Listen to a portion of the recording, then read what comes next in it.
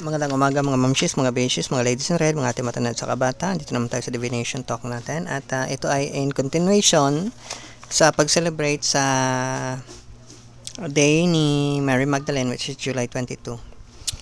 Yung audience po natin is mga mamshis, beshies, ladies in red, ate matanda sa kabata, mga subtle and dark na guys, mga paputi, then mga magaling mag-dribble at mag-shoot, at mga LGBTQIA. Yung educational level po, dati is high school, ngayon elementary na lang po. Yung pagkaalam ko dati, yung mga kahit na grade 1, magagaling mag-English eh. Pero ngayon parang iba na yata. Okay. Pero sige, okay lang. Ngayon, mag-disclaimer po tayo, wala po tayong professional service dito, mga legal, medical, psychological, or kung ano-ano naman dyan. Hindi tayo na po promote ng kung anong religion.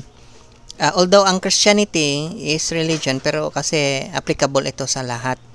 Na kung ano man yung denomination meron ka, authentic man o yung iba is walang masyadong solid na theological na basihan, yung walang silang theology na merong set of fragmented na doctrine pero parang walang theology nata. Yung pag-alam ko yung Roman Catholic, yung mga Protestant, parang ganun, mga Presbyterian siguro, mga kung ano man dyan. So ngayon, yung iba dyan is parang ano lang yata parang walang, hindi maliwanag. Pero may mga theology school sila pero hindi maliwanag yung theology nila. In fact, fictitious yung iba, yung mga parang malabong malayo.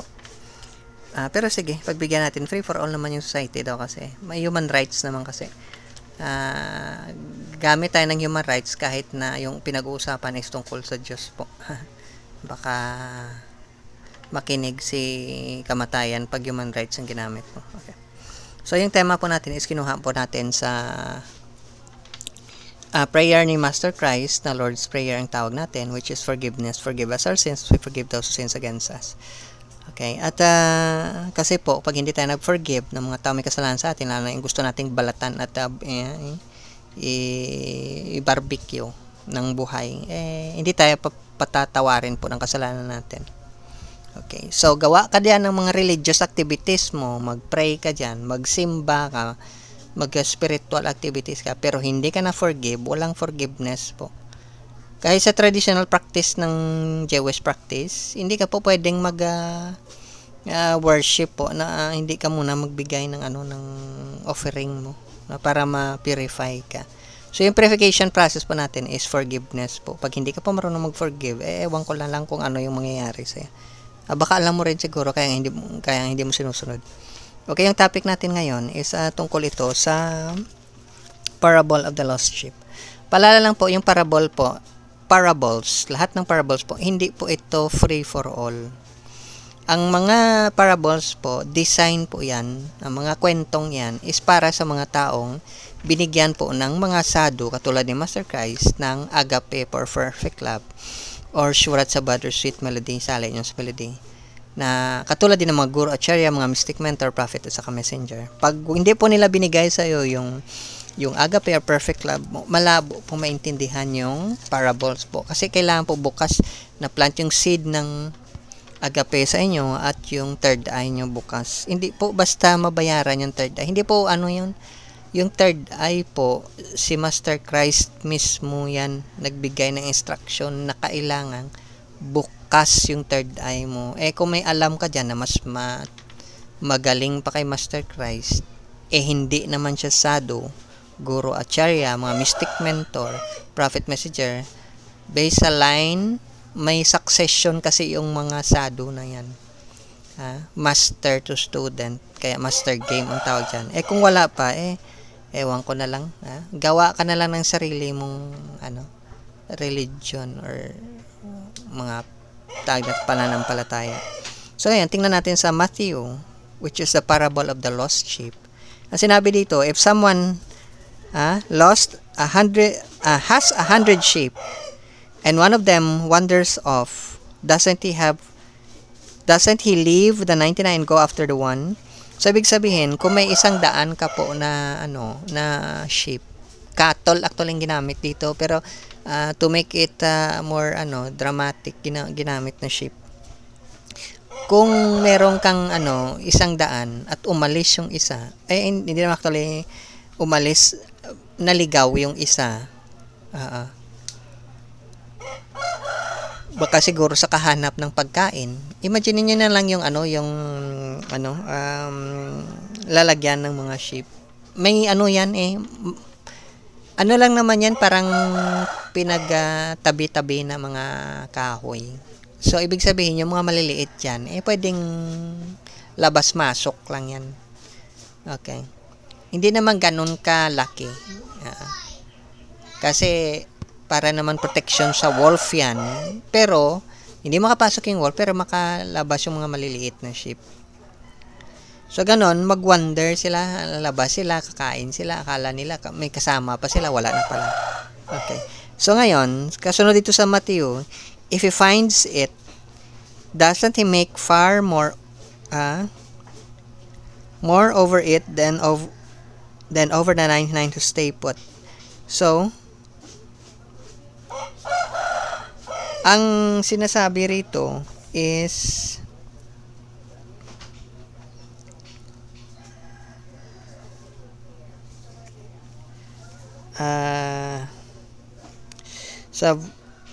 okay.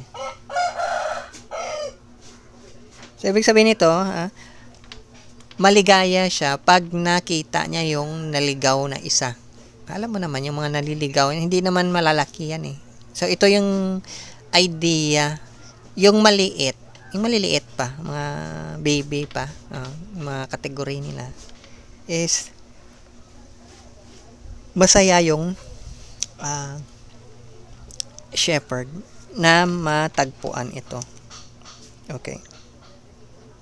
So, ngayon, tingnan natin yung sinabi niya rito na katulad din yan yung feeling ng God the Father.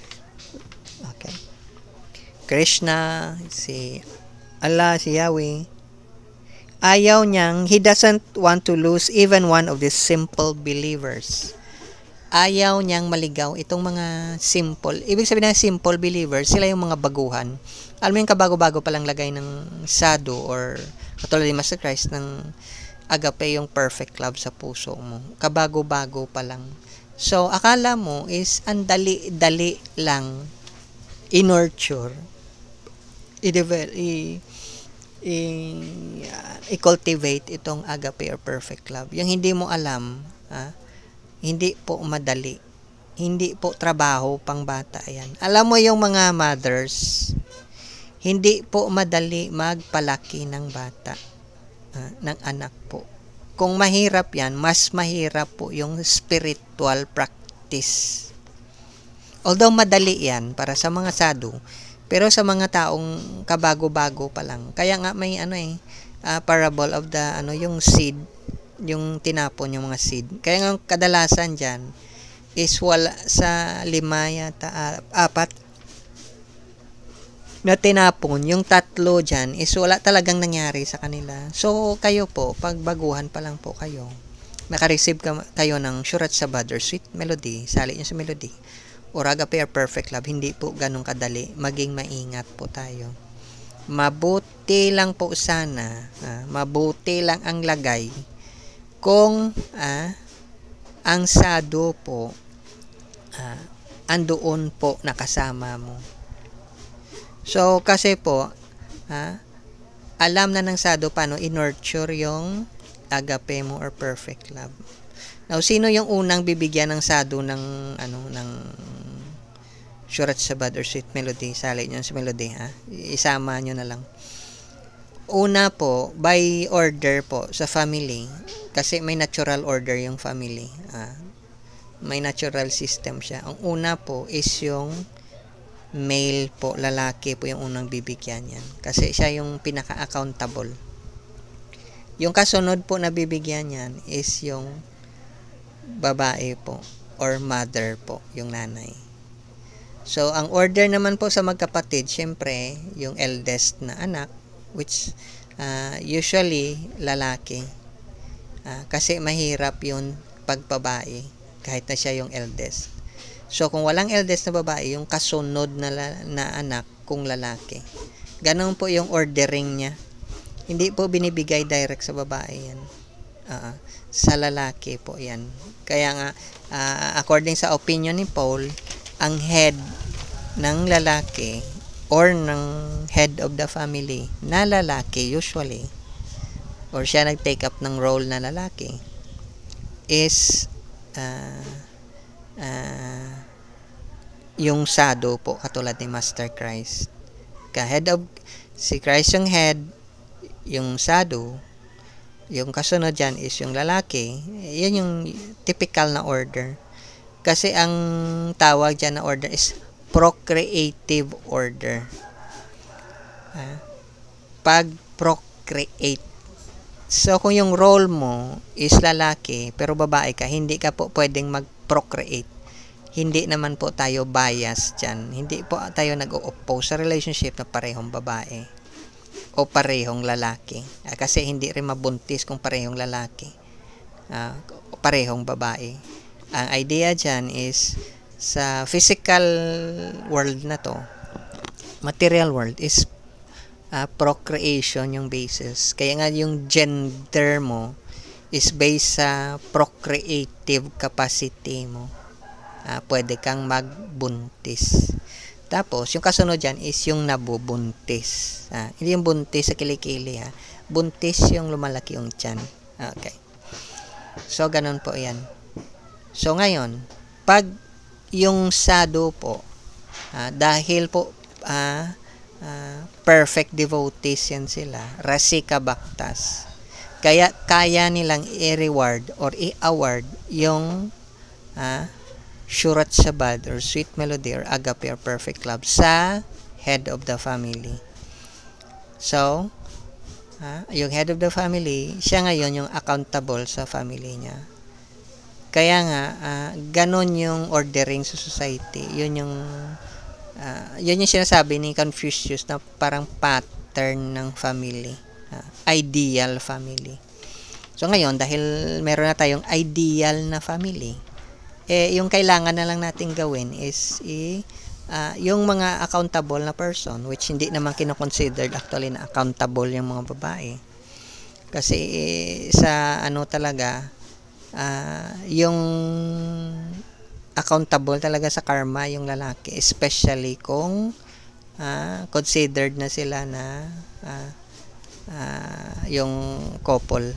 Hindi necessary naman na according sa system ng society natin.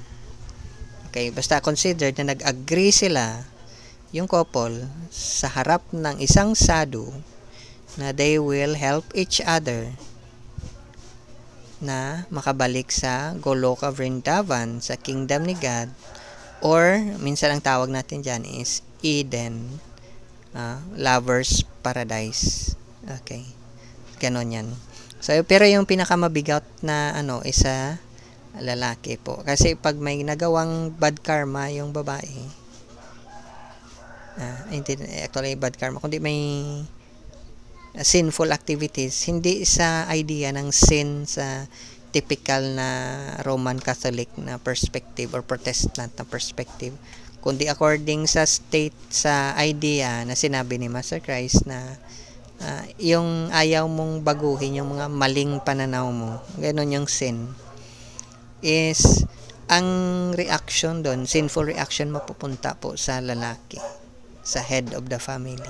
Siya ngayon yung magsasuffer. That's why yung ibang head of the families na mamatay po ng maaga dahil napakabigat po ng sinful activities ng mga dependents niya po. So hindi po financial yung idea natin dito, which nagiging popular na idea. Yung dependency po is dependency sa pag-nurture ng agape or perfect love. Kasi yung head of the family is dependent yan sa sadhu, katulad ni Master Christ, mga guru at charya, mga mystic mentor, mga prophet at saka messenger, sa pag-nurture ng agape nila. Ganon po yan. May grades na tinatawag, although walang grades sa spiritual practice, pero para siyang mga degrees, 33 degrees Pero hindi 'yon masonry or Freemasonry ha. Parang comparison lang, pero because sa ano yan, sa pag-open ng petals ng pure devotion or love of God. 8-petaled lotus na tinatawag. Kaya may lotus position tayo. So, ganun po yan. Ngayon, tuloy tayo sa pag-explain. Now, sinabi dito, sa opinion ni Paul, I assume I'm addressing believers now who are mature. Draw your own conclusions. So, yung lost sheep po, yung mga may gatas pa sa labi, masarap yung gatas eh.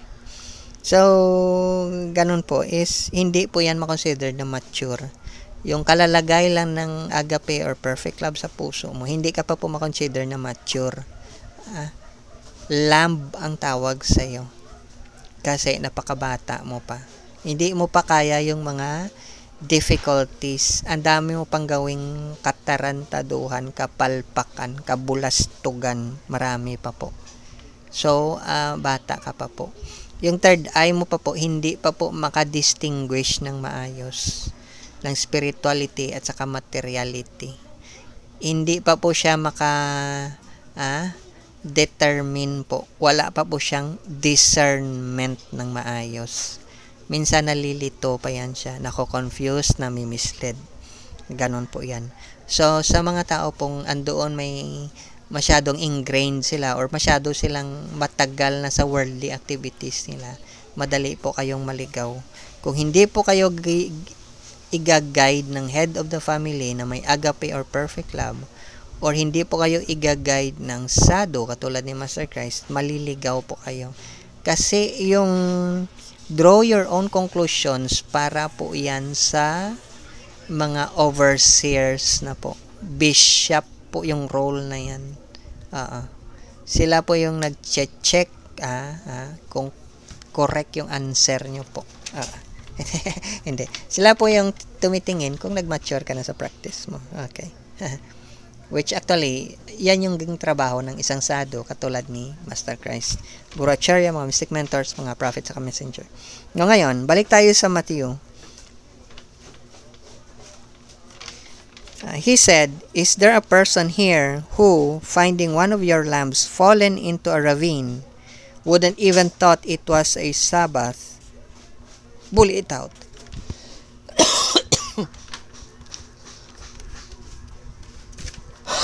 Excuse me. So ngayon, kung may nawala pong alaga nyo, ewan ko kung tao yan o hayop, basta batang-bata pa po. Kahit na po sa unang panahon, kahit Sabbath po, Shabbat, sino yung magpabaya? Kung mamatayan, lalong irresponsible ka.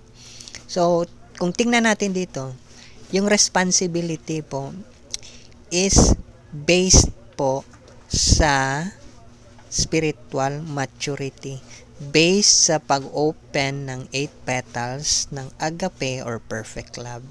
Wala pong basis na iba yung materiality. Parang ang dami mong pera, ang dami pong pinakain, ang daming tinulungan. Kaya kung tingnan mo sa hierarchy of needs,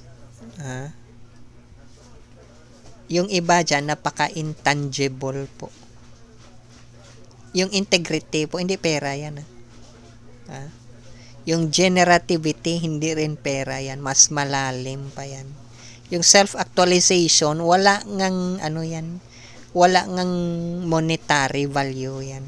Yun yung po dyan. Nasa maturity ng tao, wala po. Habang tumataas po yung level mo, nagbubukas po yung 8 petals ng lotus, lalo kang hindi ka na-connected sa hindi ibig sabihin na wala ka na sa sarili mo, Hindi. Ibig kong sabihin po is less yung control, less po yung demand sa'yo ng work, ng pera, ng bahay, ng lahat ng mga material needs mo. Less na po yan. So ngayon, balik tayo sa Psalms. If I wander off like a lost sheep, Seek me. I have not forgotten your teachings. Okay. So, ito po.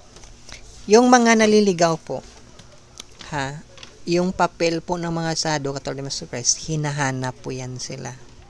Wala pong sado na papabayaan niya po yung isang tao na baguhan pa lang po sa spiritual practice o religious life niya, kabago-bago pa lang nalagay ng agape or perfect love sa puso niya. Hindi po nagpapabaya yung mga sado, katulad ni Master Christ, guru at share, mga mystic, mentor, prophet, at saka mga messenger. Hindi po.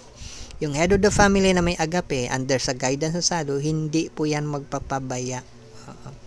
Now, sabihin natin sa mga ibang places na very religious ng tao, mahihirap sila. Paano na lang yan? Hindi po yan hindrance, balakid. Kasi po, ang main principle po dyan is agape or perfect love. Kahit tambakan ka man ng lahat ng kayamanan sa buong mundo, pag wala ka pong agape, yung uhaw mo po for deep relationship, for love po, hindi po yan masatisfy.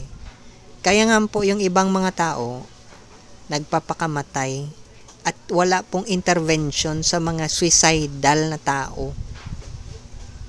Hindi mo yan sila mapigilan dahil nakaset na sa mind nila na wala talagang nagmamahal sa kanila. So, yung mga tao po na totoong resilient, resistant sila sa ganitong klaseng mentality, victim mentality, suicidal mentality, sila po yung may agape talaga or perfect love. Sila po yung tinatawag nating martyr kasi bukas yung third eye nila, nakikita nila yung pinakamahalagang bagay sa mundong ito, which hindi naman bagay. Ang tawag niya dito is yung kingdom ni God or Garden of Eden or Lover's Paradise. Okay.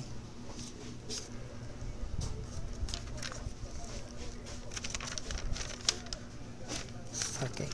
So ngayon, tuloy natin.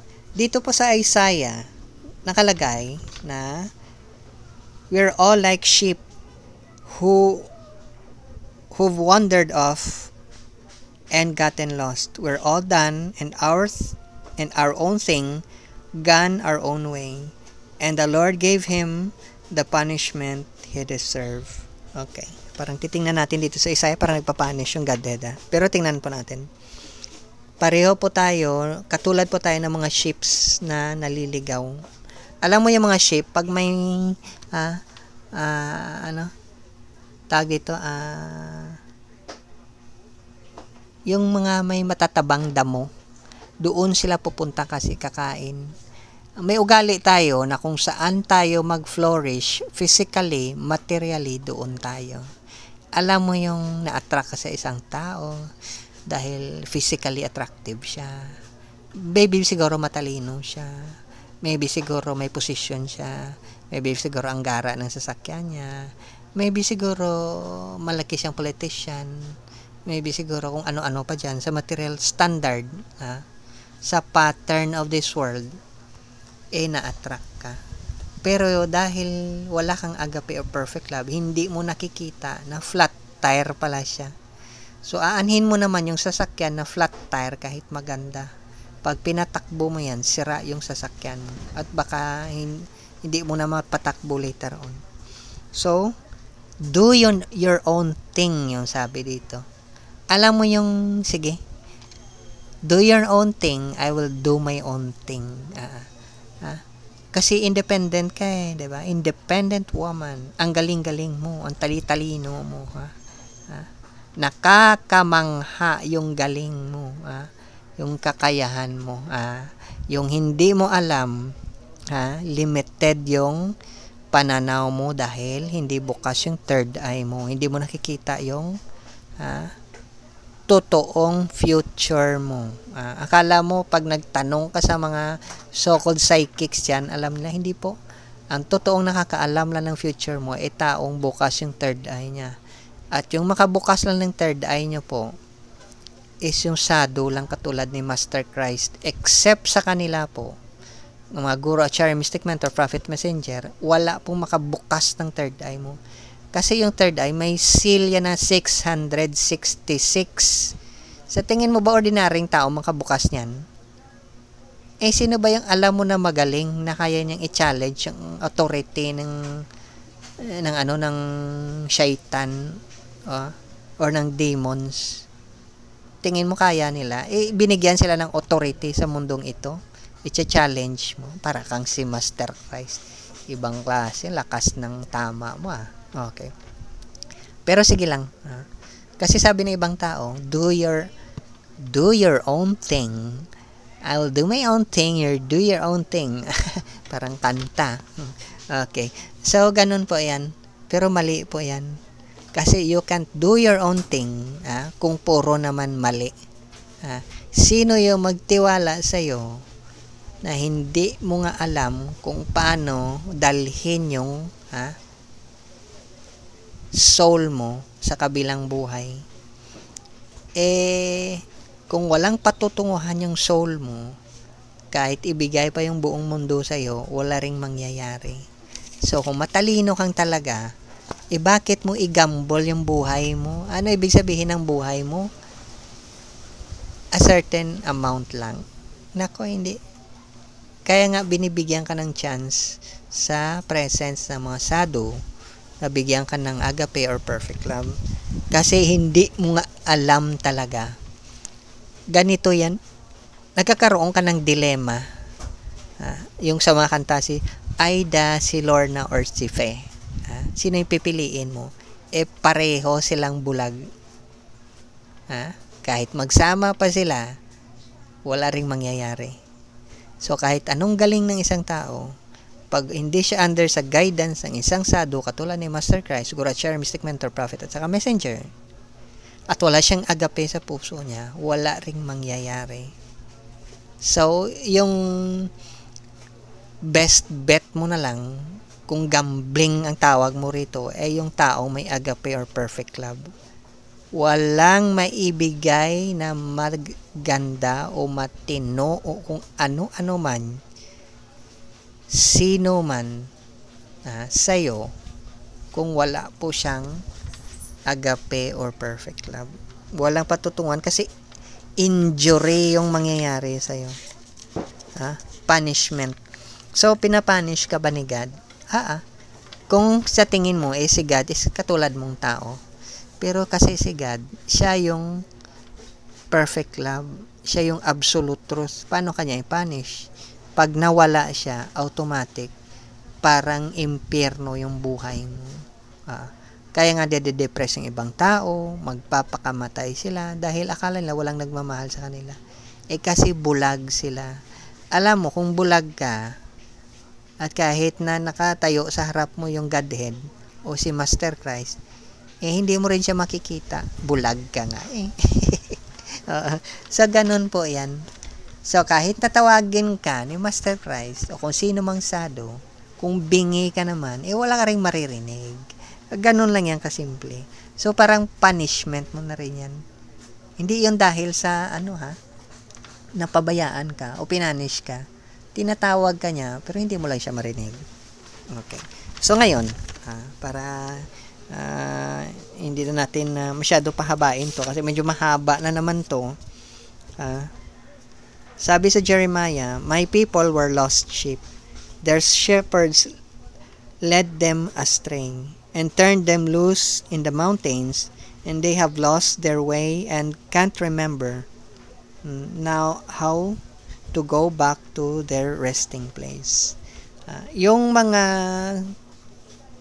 mahal po, yung mga tao pong willing na mag-accept ng Surat Sabad or Sweet Melody, Salience Melody, or Agape or Perfect Love, naliligaw po sila kasi yung supposed to be, yung mga shepherd, yung mga heads of the family, yung mga parents, o yung mga so-called leaders, is naligaw sila. Naligaw sila, hindi nila alam yung patutunguhan. So, kahit saan-saan lang sila mapunta at hindi na alam nila kung paano bumalik. Go back. Ano sabi nila? Bring me home. Saan yung home? Home is where love is. kung saan yung pagmamahal, yun yung home. Kung hindi mo makita yung agape or perfect love, dahil wala namang, hindi ka naman uma-accept ng sado, katulad ng Master Christ, Kurachari, Mystic Mentor, Prophet, Messenger, ano mangyayari sa'yo? Homeless ka po. Para kang, anong tawag dyan? Yung parang natutulog ka sa daan. Homeless ka. Wala kang home eh. Kaya nga, may kasabihan tayo na pag na-meet mo yung taong may agape or na-experience mo yung perfect love, saka mo maramdaman yung tinatawag na you're at home. Hindi at inside the house Iba yung house, structure yon. Yung home is andun yung warmth, andun yung pagmamahal.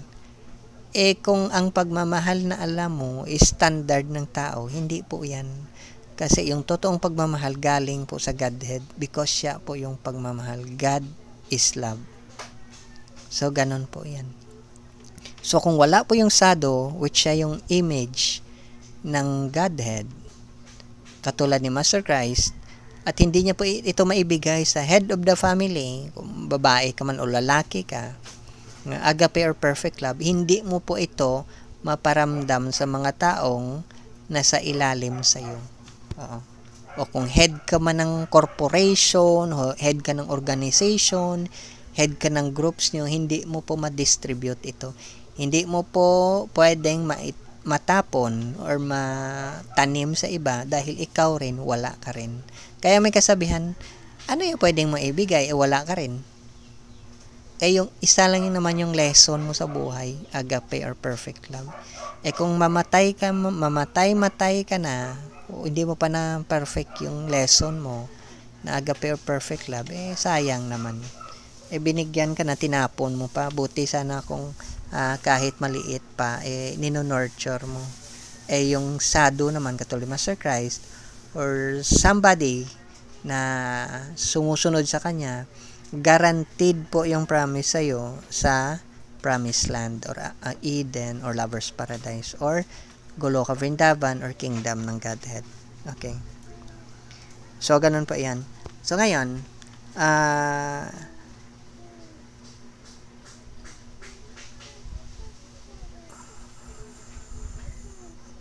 hanggang dito na lang muna tayo. In-continue na lang po natin sa susunod para hindi masyado mahaba. Pero, ang point dyan is, yung lost sheep, dahil po sa immaturity po nila. Hindi po basihan yung puti sa buhok, Hindi po basihan yung kalendaryo. Dahil 90 years old ka na, mature ka, hindi po. Yung lost sheep po para sa immature yan, mga baguhan pa po nag-receive ng agape or perfect love. So, mga Mamshi Beshies, ladies na rin, matindad sa kabata, I hope so may napulot kayo at nadagdagan yung kaalaman nyo, lalo na kayo mga handsome, tall, and dark na guys dyan. Mga mapuputi, magaling mag-dribble at saka mag-shot at mga LGBTQIA. So hanggang sa susunod po, dagdagan po natin ang kwento natin tungkol sa Parable of the Lost Sheep. Thank you. Bye-bye.